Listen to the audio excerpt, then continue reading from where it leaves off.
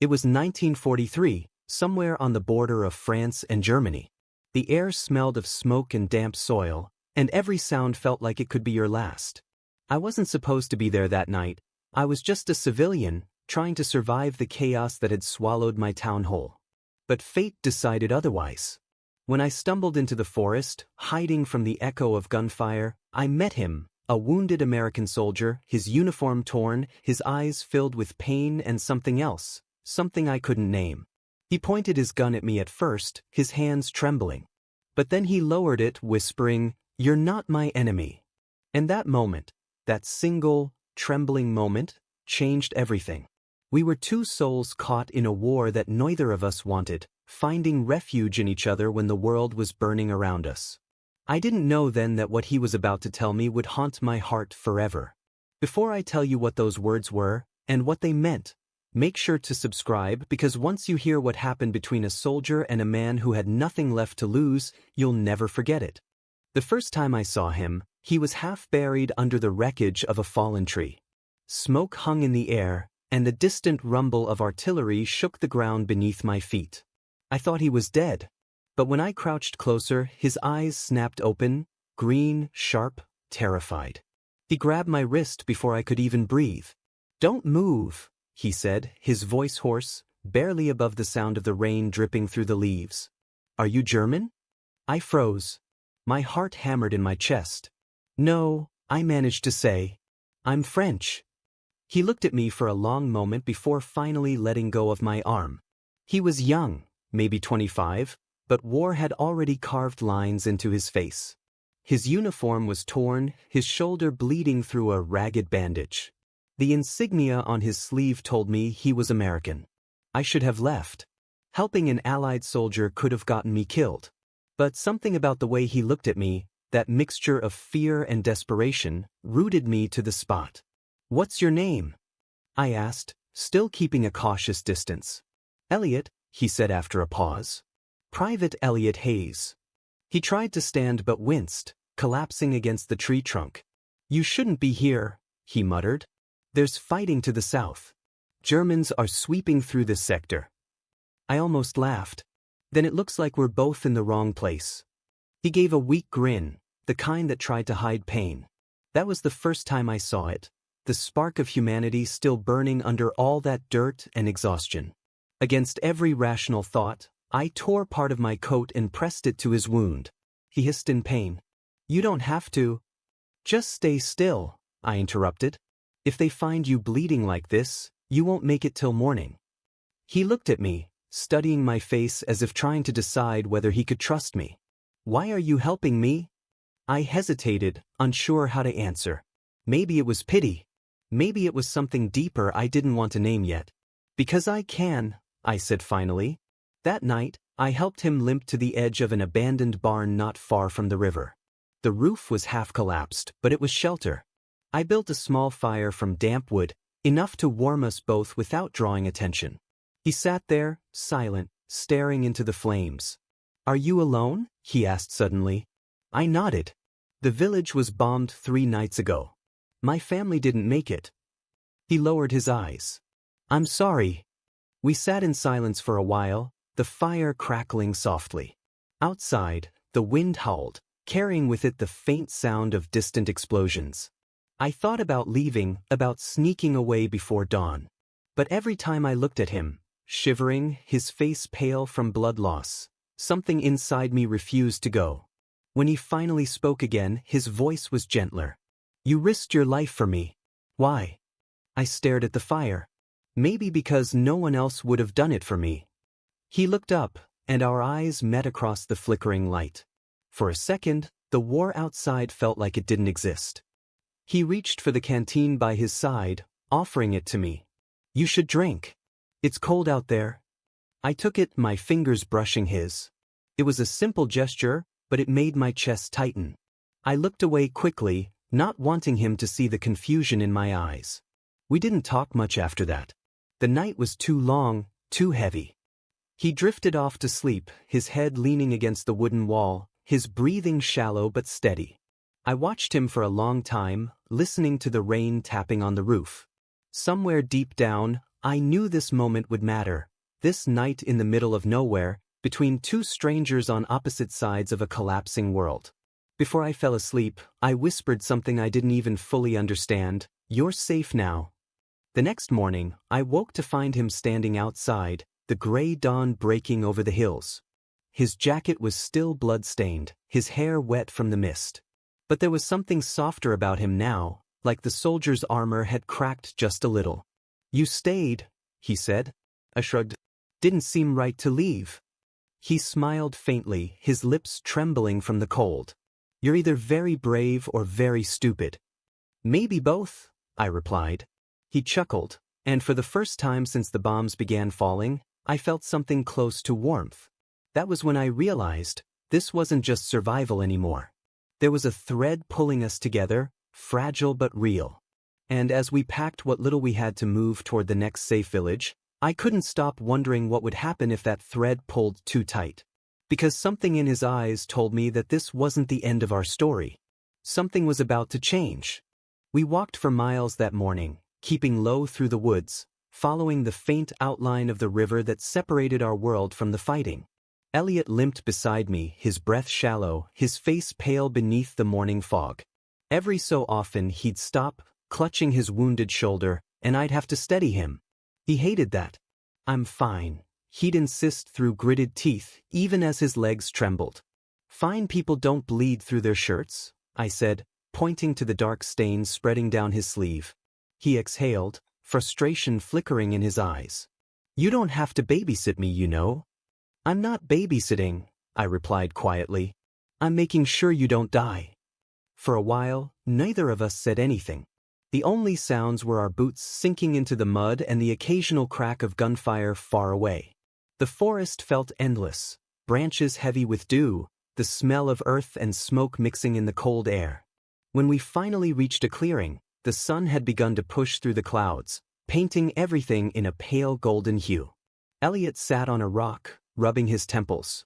I crouched beside him, handing him what was left of a loaf of bread I'd taken from the ruins of my village days ago.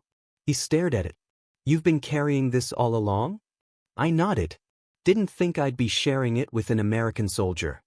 He smirked weakly. "Guess life likes its surprises." We ate in silence. It wasn't much, but for the first time in days, I saw color return to his face. He kept glancing at me like he wanted to say something but couldn't quite find the words. Finally he spoke. "You never told me your name." I hesitated. "Luke." "Luke," he repeated slowly, testing it on his tongue like it was something fragile. "French, right?" I nodded. "You." He chuckled. "Oklahoma. Middle of nowhere." "Oklahoma," I said, trying to imagine it. "Does it have trees?"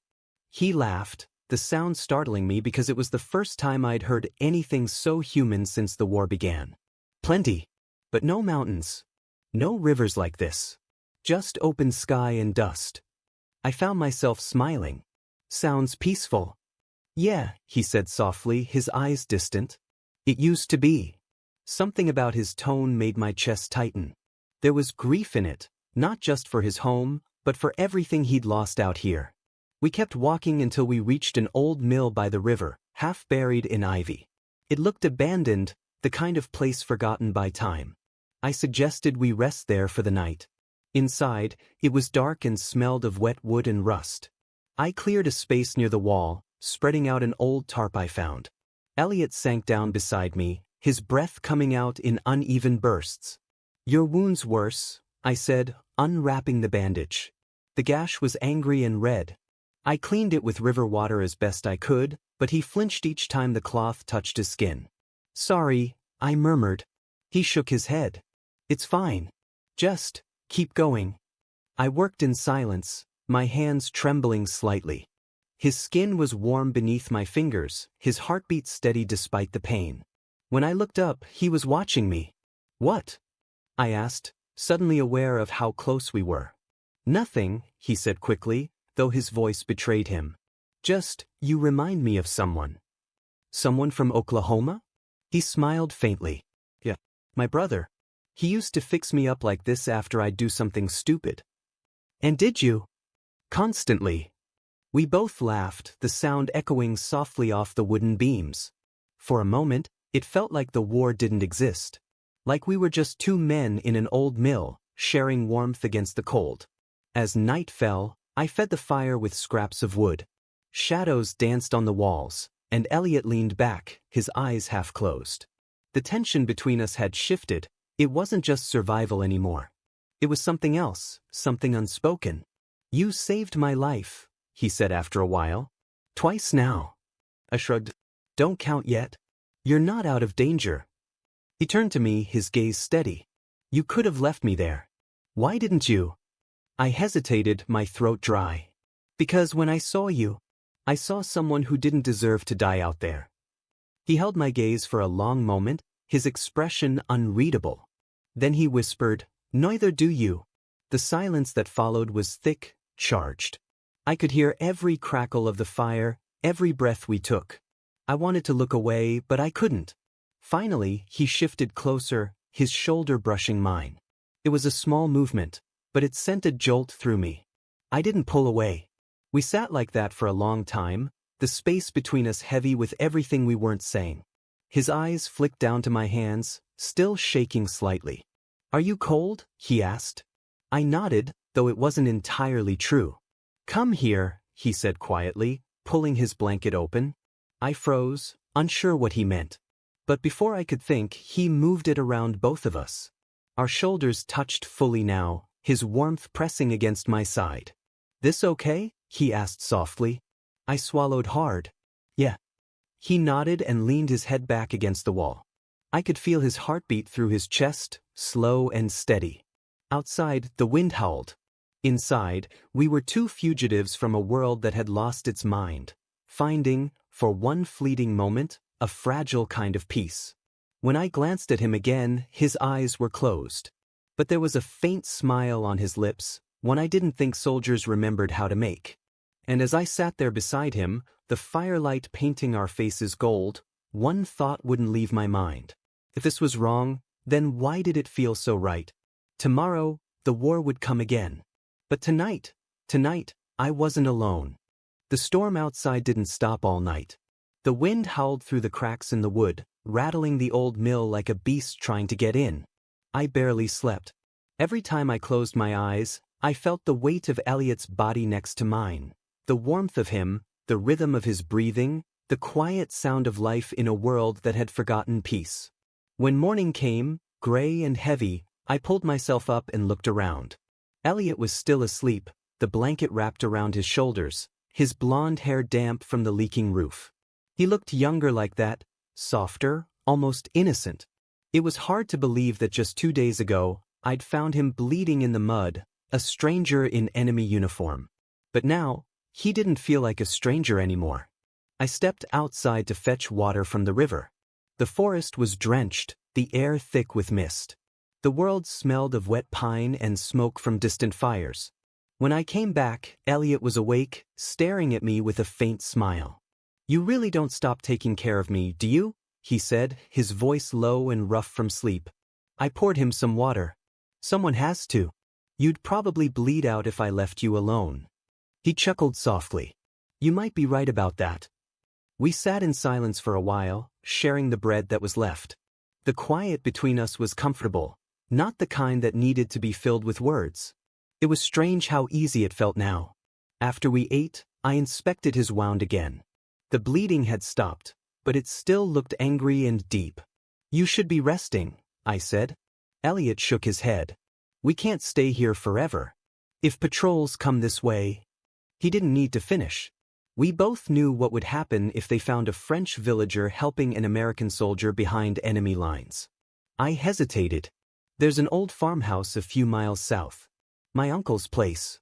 It's abandoned now, but there's shelter there." Elliot nodded slowly. "Then we go." We packed what little we had and started walking.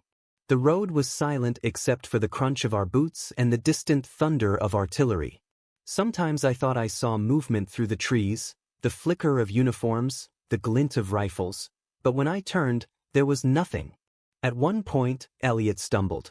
I caught him before he hit the ground, my arm around his waist. He leaned against me, his breath hot against my neck. Sorry, he whispered. It's okay. We stayed like that for a moment too long. I could feel his heart pounding, or maybe it was mine. When he straightened, our eyes met, and for a heartbeat, the world disappeared. The war, the cold, the fear, all of it faded. Then he looked away. We should keep moving. I nodded, but my pulse didn't slow. By late afternoon, the clouds began to break, and rays of light spilled through the trees. We reached the farmhouse just as the sun began to set. It was old and worn, but still standing.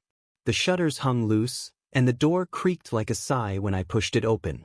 Inside, the air smelled of dust and time. Broken furniture lay scattered, and the fireplace was filled with ashes long cold. Elliot dropped his pack and leaned against the wall, breathing hard. You weren't kidding, he said with a tired smile. It's really abandoned. Yeah, I said quietly. It's been years since anyone lived here. He looked around, then at me. You grew up here? I nodded. Until the soldiers came. My parents left for the city. I stayed behind for a while, then I left too. Do you ever think about going back? He asked. I thought about it. Sometimes. But the place I remember doesn't exist anymore. He nodded, as if he understood that better than anyone. We built a small fire in the hearth, careful not to let the smoke rise too high. The warmth spread slowly through the room. Elliot sat across from me, stretching his wounded arm. He winced and I moved closer. Let me see, I said. He hesitated but didn't resist. I rolled up his sleeve gently. My fingers brushed his skin, hot, scarred, alive. I cleaned the wound again, this time with water heated over the fire. He flinched but didn't pull away. You've got a steady hand, he said softly. Years of practice, I replied. I used to help my uncle with animals. He laughed quietly. Guess I'm just another stray then. Maybe, I said, smiling without meaning to. But this one talks too much. Elliot grinned, his eyes meeting mine. And yet you keep saving him. His words hung in the air. There was something in the way he looked at me, open, searching. My chest tightened. I turned away, busying myself with the bandage. Because you needed help. That's all. But even as I said it, I didn't believe it. And neither did he. When I finished, he didn't move. Luke, he said quietly. I looked up. Do you ever think about what happens after all this? What do you mean? He stared into the fire. When the war ends, when we go back, what happens to people like us? People like us? I repeated. He didn't answer right away. Then, in a voice barely above a whisper, he said, the ones who feel something they shouldn't. The room went silent. The fire cracked softly. My pulse hammered in my ears. I wanted to speak, but the words got stuck in my throat. I don't know, I said finally. Maybe we just try to survive. Elliot nodded, though he looked far away. Yeah. Survive. He leaned back against the wall, closing his eyes. I sat there, watching the flames dance across his face, wondering if he meant what I thought he did, or if I was just imagining it because I wanted to. Outside, the last light of day disappeared behind the hills.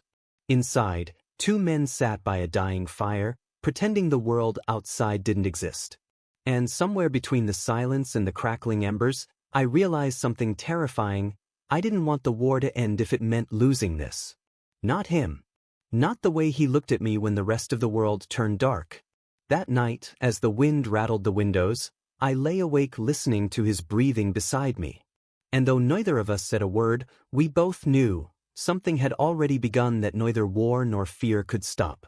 The next morning, the air was sharp with frost, and the world outside the farmhouse looked like it had been dusted in silver. Elliot was still asleep when I stepped outside. The dawn mist wrapped around the hills, muffling every sound, making everything feel distant, unreal. For a moment, I forgot there was a war at all. But then I saw the faint trail of footprints in the mud behind the house, not ours. My heart stopped. Someone had been here. I ran back inside. Elliot was sitting up, rubbing his eyes. What happened? He asked. Pack your things, I said. We have to go. Now.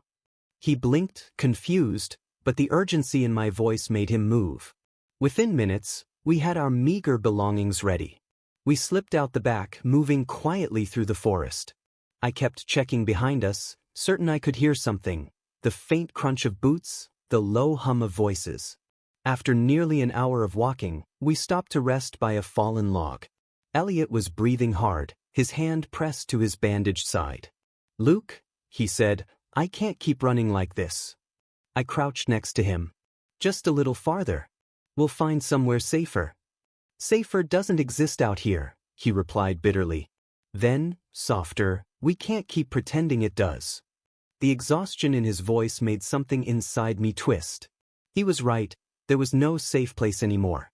Not for him. Not for me. Not for anyone who still believed there could be something gentle in this world. We walked in silence until the forest opened into a wide clearing. In the center stood an old chapel, half collapsed but still upright, its steeple leaning like it was tired of holding up hope. "We can rest there," I said. Inside, the chapel was cold and empty. The pews were broken, the altar covered in dust. I helped Elliot sit down near the wall. He exhaled slowly, his breath visible in the frigid air. "This place," he said, looking around. "Do you believe in God, Luke?" I hesitated. "I used to. Before the bombs, before the screams." He smiled faintly. "I stopped believing long before that. But lately, I wonder if maybe he's still watching, just not doing much about it." I didn't answer. I just looked at him, the tired soldier who had lost his faith but still had enough heart to wonder. After a while, I started a small fire with pieces of broken wood. We sat close to it, our knees almost touching. The warmth crept between us like a secret. Elliot looked at me, his expression softer now. "You know," he said, "when I was first sent here, I thought I'd seen everything. Death, cruelty, betrayal. But I didn't expect kindness. Not here. Not from someone like you." "Someone like me?" I asked. He shrugged. "You could have left me there. You should have maybe. But you didn't." "I couldn't," I said simply. He nodded, his eyes fixed on me. "Why not?" The question hung in the air like smoke. I tried to find the words, but none of them felt right. "Because," I said finally, "when I found you, I saw something I hadn't seen in a long time." "What's that?" "Hope." He looked at me like he was searching for something in my face. Then, very quietly, he said, "You shouldn't put your hope in me, Luke. I'm not the man you think I am." There was pain in his voice, the kind that comes from carrying something for too long. "What are you talking about?" I asked.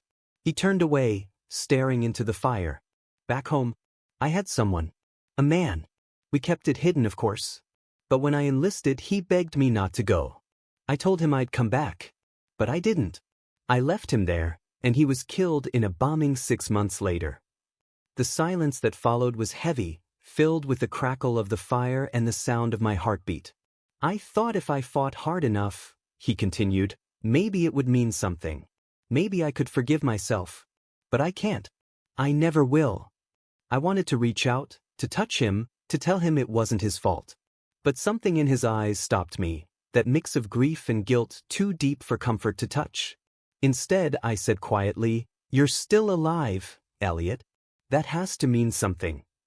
He gave a hollow laugh. "Maybe. Or maybe I'm just too stubborn to die." We sat in silence after that, watching the flames dance.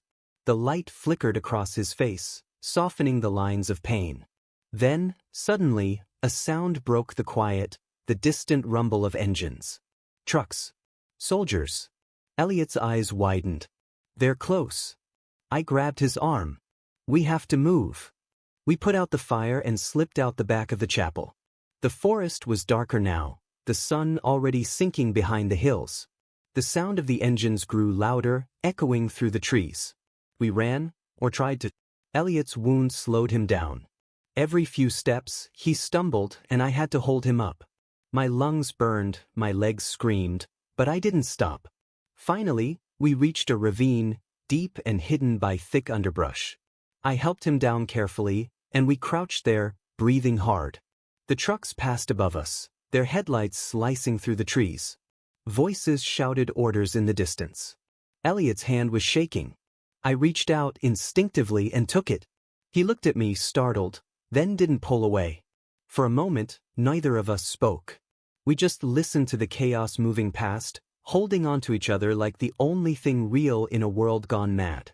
When the noise faded, he let out a shaky breath. "Luke," he whispered, "if they catch us?" "They won't," I said. He shook his head. "You don't know that." "Then we make sure they don't," I said firmly. He looked at me then, really looked. His eyes glistened in the faint moonlight, and something passed between us. Something fragile, terrifying, and undeniable. I didn't move, didn't breathe. Then he leaned closer, his voice barely audible. "You shouldn't care about me this much." "Too late," I said. He smiled faintly, that sad, crooked smile I was beginning to know too well. "You're going to regret that." "Maybe," I said. "But not tonight." We sat there in the dark, hands still clasped, the sound of war fading into the distance. And for the first time since I found him, I realized I wasn't just protecting a stranger. I was protecting someone who had already begun to mean everything to me. Someone who made me believe, even in this broken, burning world, that love might still be worth the risk. The night swallowed the forest, leaving us in a silence so deep it pressed against my skin. I could hear only the wind cutting through the branches, and Elliot's breathing, heavy, uneven, but steady. We stayed hidden in that ravine for hours, afraid to move, afraid to even speak. The faint hum of engines and distant shouts had long faded, but the fear still lingered between us, a living thing neither of us dared to name. Finally I said, "We can't stay here forever." Elliot nodded weakly, leaning against the cold dirt wall. "I know. But where do we go?" "They'll search every house, every road." "Then we don't take the roads," I replied. "There's a farmhouse north of here. My uncle's place. He left for the city months ago. No one should be there." He gave me a tired smile. "You really have a plan for everything, don't you?" "Not everything," I said quietly. "Just enough to keep you alive." He stared at me for a moment, then looked away, his jaw tightening. "You don't even know me, Luke. Why do you care so much?" The question cut deeper than I expected. I opened my mouth, then closed it again. "Because I can't not care," I said finally. His eyes softened, but he didn't answer. He just reached for his pack and stood, wincing as he did. "Then let's keep moving." We walked in silence, the forest stretching endlessly around us. The moon had risen, pale and distant, guiding us through the trees. Every now and then, I'd glance at him, watching how the silver light caught the curve of his face, how his breath fogged in the air. Despite everything, the danger, the exhaustion, the fear, there was something beautiful about that moment. Hours passed. The wind grew colder. When we finally reached the edge of the woods, the faint outline of the farmhouse appeared against the horizon.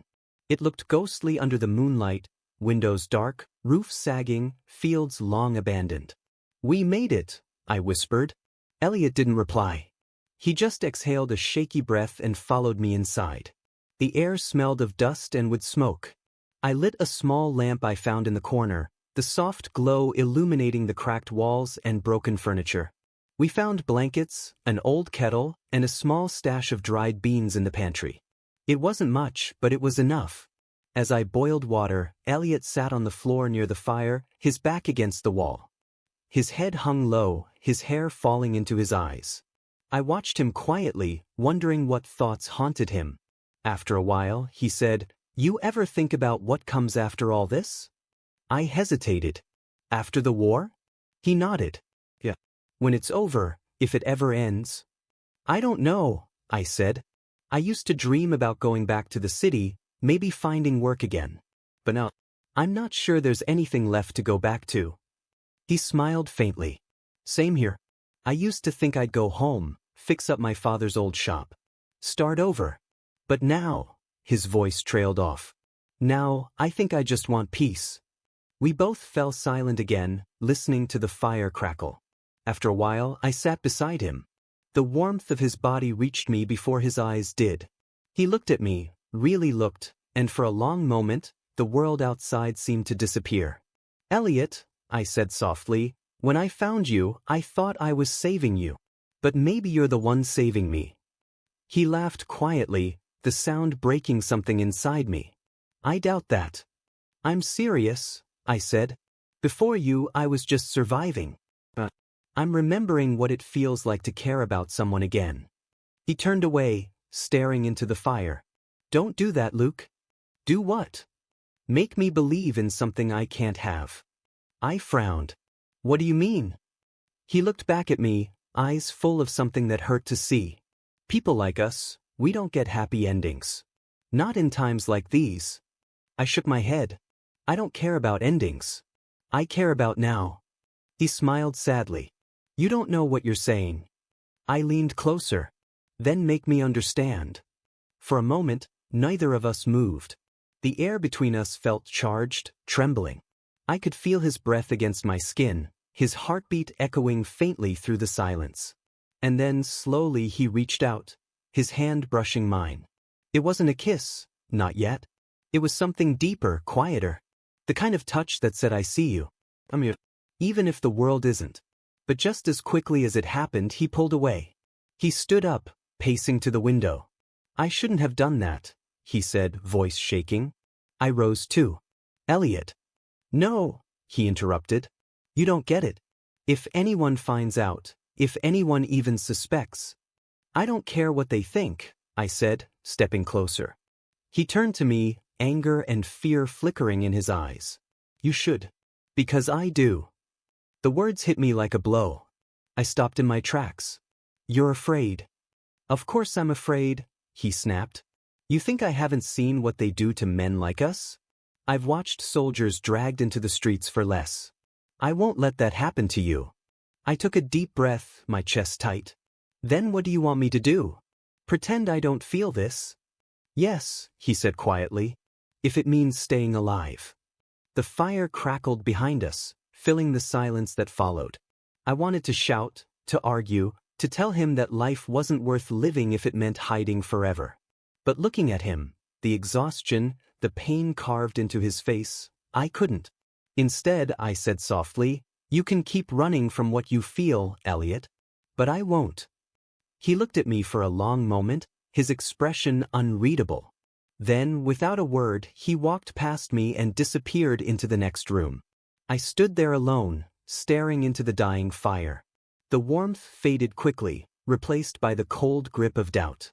Outside, the wind howled against the walls. And I realized that no matter how far we ran, the real battle wasn't the one with guns and uniforms.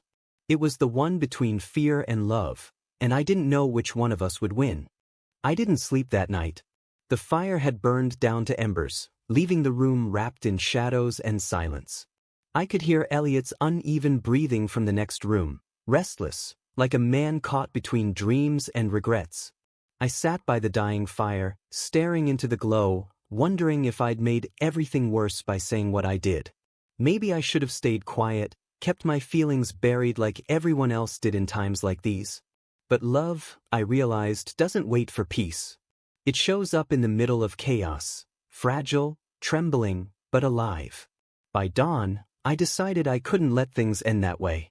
I pushed open the door to the other room. Elliot sat by the window, fully dressed, watching the mist lift off the fields. His rifle leaned against the wall beside him, his pack already strapped. You're leaving, I said.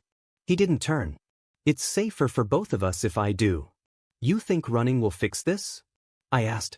He finally looked at me, his eyes tired, red from lack of sleep. It's not about fixing it. It's about surviving it. I took a few steps closer. You don't have to go. Yes, I do, he said firmly. If someone finds us together, you'll be branded a traitor. They'll call you worse things than that. I don't care what they call me, I said. You should, he said quietly. Because I do. The words stung.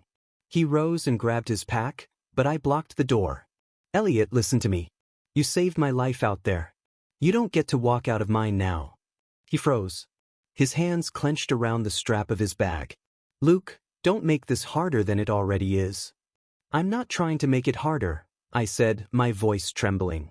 I'm trying to make it real. You think I don't know what this world does to people like us? I do. But if I die tomorrow, I want to die knowing I didn't run from the one thing that made me feel alive. Elliot looked at me, torn between reason and emotion. Then he whispered, "You talk like you're not afraid." "I am," I admitted. "I'm terrified. But I'm more afraid of living a life that means nothing." For a moment, we stood in silence, the distance between us heavier than any battlefield. Then slowly he dropped his pack. "Damn it, Luke," he said, his voice breaking. "You make everything so damn complicated." I managed a weak smile. "That's what you get for meeting me in a war." He laughed softly, shaking his head, and for the first time in days, his shoulders relaxed. I stepped closer. His eyes darted to the window, to the light spilling through the cracks. "They'll start moving through the woods soon," he said. "If we're staying, we need to be smart." "Then we'll be smart," I said. "Together." He didn't answer, he just reached out and took my hand. It was small, almost invisible, that gesture. But in that moment, it felt like defiance. Like choosing love in a world that demanded silence. Hours passed. We barricaded the windows, gathered what supplies we could, and waited. The air was thick with tension. Every sound, a bird, a creak in the floorboards, made us freeze. But for the first time, I didn't feel alone. By late afternoon, the sound of engines echoed through the valley. Soldiers. My heart pounded as Elliot and I crouched behind the old stone hearth. Through the broken glass, I saw uniforms moving through the fields. "They're searching," Elliot whispered. "If they find us." "They won't," I said. "They can't." But deep down, I knew it was only a matter of time. Minutes turned to hours. The sun dipped behind the trees, painting the sky in bruised shades of orange and red. Then, suddenly, a noise outside. Footsteps. Voices. "Get down," Elliot said, pulling me closer. The door creaked. My breath caught in my throat. And then, silence. We waited. 1 minute. The footsteps moved away, fading into the distance. Only then did I realize Elliot was still holding me, his arms tight around my shoulders. His heart was racing as fast as mine. When the danger passed, he didn't let go. Instead, he looked at me, his face inches from mine. "You were right," he whispered. "I can't keep pretending I don't feel this." I swallowed hard. "Then stop pretending." He hesitated only for a moment before closing the distance. His lips met mine, gentle, trembling, desperate.